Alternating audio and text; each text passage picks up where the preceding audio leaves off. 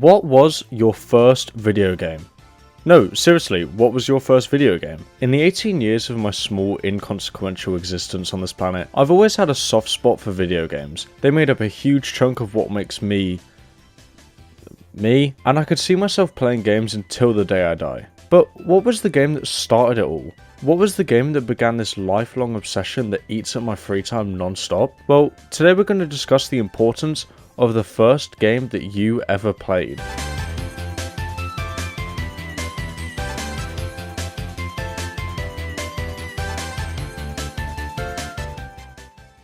So, you may be wondering, what is my first game? Let's take a trip back to 2008, the year I got my hands on my very first game console, the Nintendo DS.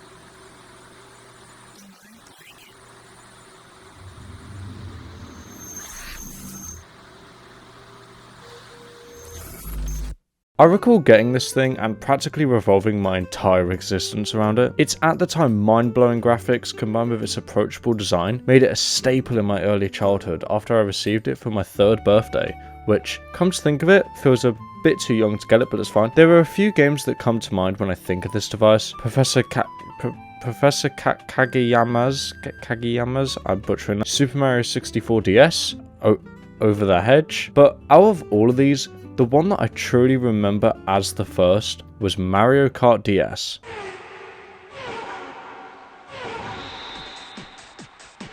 Now on Nintendo DS, Mario and his friends bring their fire-hot racing battle to an all-new stage.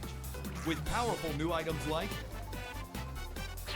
Blooper, who blocks the other driver's view of the track with thick black ink.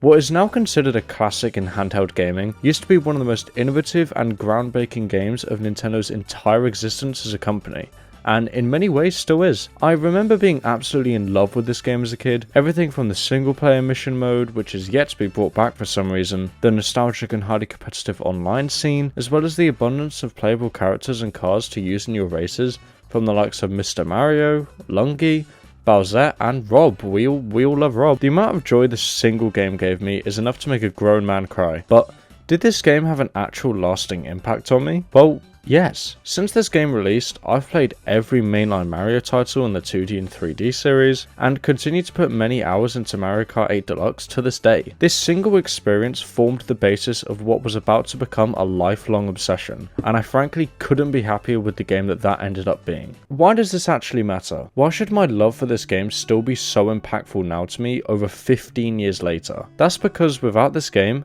I wouldn't be the person who I am today. Picture this. If my first game was Postal 2, I would be in prison right now. I've seen bigger? Yeah, well, have you seen bigger piss in your face? If my first game was Gmod, I'd be a furry.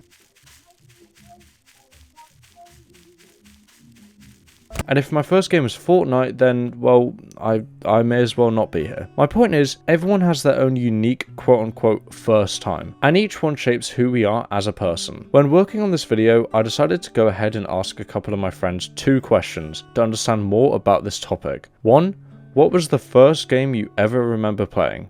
And 2, do you feel like that game shaped a part of who you are today? And here are some of the replies. I remember playing Croc, Legend of the Gobbos. That game is a fucking bop.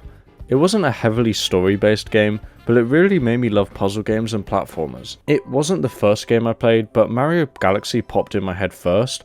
I loved that game as a kid, Lamoa. Really depends on what you consider a game. When I was really young, I had one of them educational type things. Nah bro, this guy over fucking leapfrog. I remember once I went to visit my uncle in Spain for a holiday and we played Mario vs Sonic at the Olympic Games. Ecco the Dolphin, and definitely not. to be honest, man.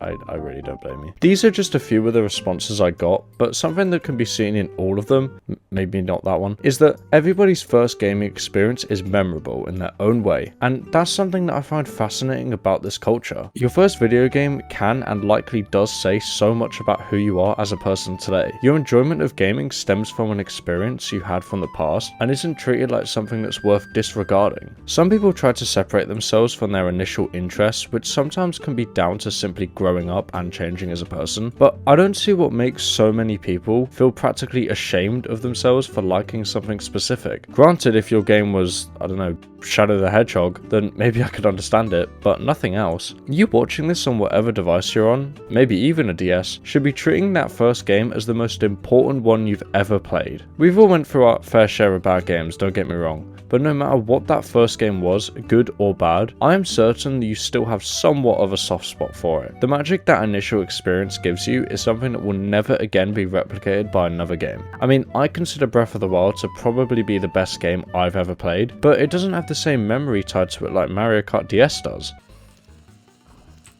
Move! Going back to what my friend said, he pointed out a memory he had of his first experience with gaming, as well as his first actual time playing a game. I remember when I was a bit older having a Sonic obsession almost. I also remember watching anything relating to Sonic on YouTube on a tablet or my dad's phone, especially the cutscenes that were in Sonic Unleashed and the promotional clips that came out of him in some sort of haunted house. This single statement my friend made had a profound effect on me when I figured this out. Us two, completely different people, living completely different lives and growing up in completely different environments, shared one key memory. I was also a Sonic fanboy as a kid. I feel like I can remember the haunted house vid like the back of my hand. I went back on YouTube and searched for it, and holy fuck, 156 million views and nearly 1 million likes.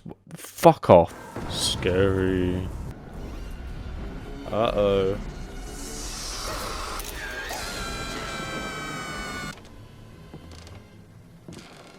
This is the sole reason I'm afraid of horror films. Ka-ching. What the fuck is this?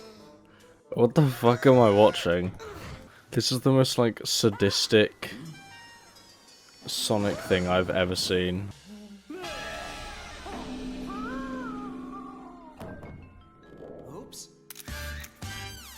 He didn't even move his mouth.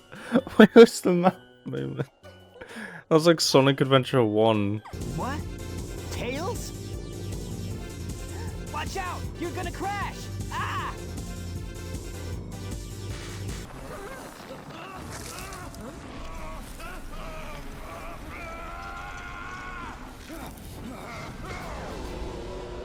That is the hardest shot ever.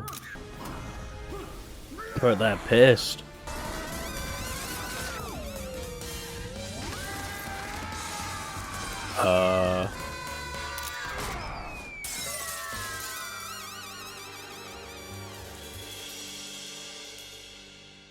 Nah, this woman is creepy as fuck. Oh, oh, yeah, this is cringe as fuck. Okay.